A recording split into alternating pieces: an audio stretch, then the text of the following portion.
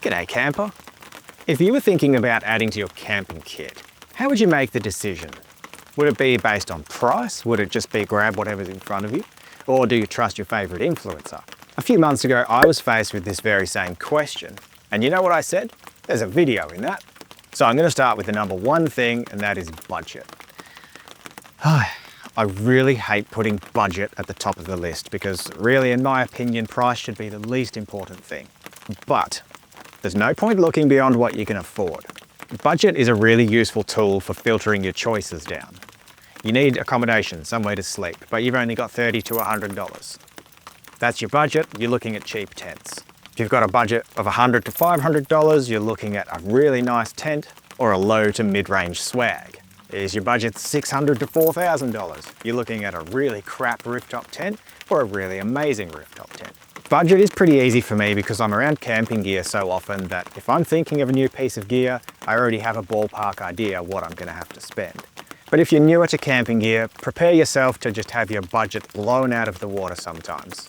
You might have to save up a bit and come back for it later, or just settle with something cheaper that may not last as long or do the job as well. Now I narrow the pool even further with number two. What is fit for purpose? Now here's a few examples. Let's take a fridge for instance. Will it fit in the space I want it to? Does it have the right internal literage and space that I need? And in my old patrol, the size of my fridge slide really narrowed down my choices there. Sleeping accommodation, tent, swag, rooftop tent. Let's use that example again. Will my car still fit in my garage with a rooftop tent on it? Which one of these is going to sleep enough blokes? Does it need to be weatherproof? That $30 tent or the $150 swag are not going to keep you dry. My last example, a stove. How many burners do I need? Do I have the means to carry a full-size gas bottle? Whereabouts in my vehicle pack and setup am I going to fit the stove? Just looking at those few examples, you can see that what determines fit for purpose is completely different for different types of gear. And that's why I do buying guides, like the other week when I did how to choose a camp table, or the side-by-side camp shower awning comparisons. I've got plenty more of those to come in the future to help people decide what is fit for their purpose. Criteria number three is expected lifespan. How much life do I want to get out of the item? How many camping trips do I want it to last? How many years do I want to get out of it? A longer expected lifespan pretty much means better build quality and higher quality materials, which usually means you'll need a higher budget.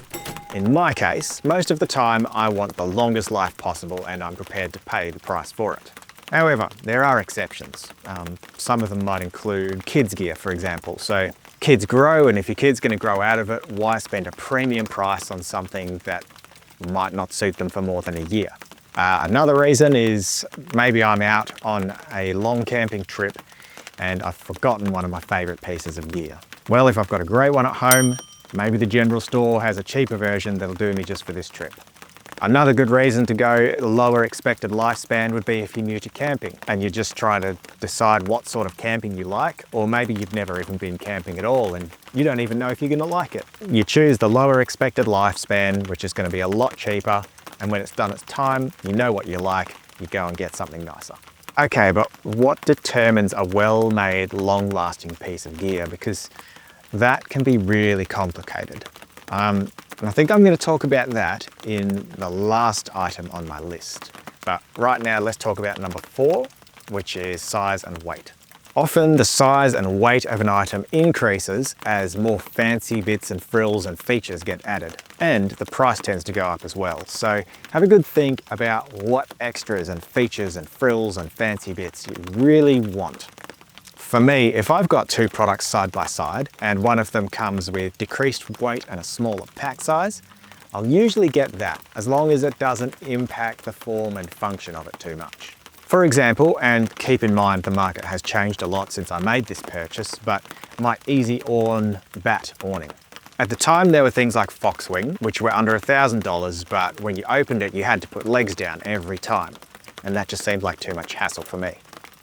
Then you had something like the 30-second awning. That came in at about $1,200. You didn't have to put legs down, but it is enormous on the side of your vehicle and pretty heavy at 30 kilos. Then there was the Easy Awn bat awning that I got. Now that was more expensive at $1,500, but It was almost as slim as a regular awning. It weighed about 20 kilos and it didn't have to have legs down all the time. The legs were optional. If it's a bit breezy, you can drop them down. For me to get something way lighter than 30 kilos and quite a nice small pack size, it was worth the extra spend. Helinox chairs like the one I'm sitting in, that's another good example. They pack down tiny, they're under 2 kilos, they still function great as a chair. You don't have many frills and features and extra bits, that's what you lose, and it does take you a bit longer to set up. But for me, saving the pack size and the weight in my vehicle is worth the compromise and the extra spend. Number 5 is quality and reputation. So we're coming back around to talking about the expected lifespan here. By getting better quality and a better reputation, you're getting a longer lifespan. Usually, this is very complicated. A good example for reputation is Engel fridges. Sure, there's people out there that get duds, but they're a well-respected company, a well-respected fridge, and they come with good warranties, and you pay the premium. Something to be aware of though is that sometimes a massive marketing budget can pay for a good reputation. You'll see this quite often, especially with new products and manufacturers that are just trying to push into the market. You get a lot of paid product placements and they're quite willing to just put this product in the hands of every influencer they can. My advice on that is make sure you check places like Reddit or Facebook groups, or read the comments section in YouTube videos. Just put in the time so you know you're getting the full picture. I usually look to warranty as the first indicator of quality. Let's take the Helinox chair, for example. This has got a 5-year warranty. That's pretty enormous for a chair. And this chair is about 5 years old. I know they're good, and Helinox know they're good as well. Otherwise they wouldn't back it with a 5-year warranty. If they weren't good and they had a 5-year warranty, it would have cost them a fortune in replacements. I'm always aware of lifetime warranties though, because that can just be a thing to suck you in. If there's a lifetime warranty on something and you're considering it, make sure you read the details in that warranty. I'll often get on the manufacturer's website before purchase and just see what parts and accessories and spares and replacements they have available. It always beats fixing a product rather than replacing it. A good example is an XTM awning that I had on my Patrol. The person that bought it had it break at the hinge, and it's very hard to get the spare directly from XTM. They don't really do spares. Such a simple small breakage to write off an entire awning is a real shame. Also, the smaller and more niche the manufacturer of your gear is, generally the easier it will be to repair or get spare parts. I'm going to use Murchison Swags, WA brand. Makes them in a workshop just up out of Geraldton.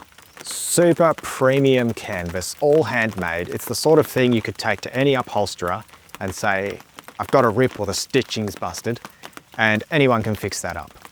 If you're looking at a cheaper swag, most of them aren't even canvas. You take that to an upholsterer and they're either going to say, I can't fix this because it's just going to rip there again because it's junk, or it's going to cost you twice what the swag costs to fix it.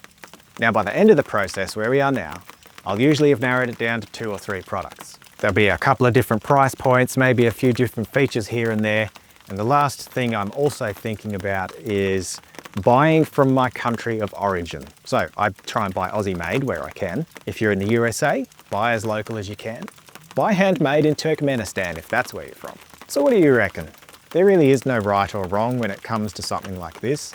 And I guarantee that when I read these comments later, I'm going to be going, why didn't I think of that? That's so good. So make sure you leave a comment down below, and you may just be helping a fellow camper in the future.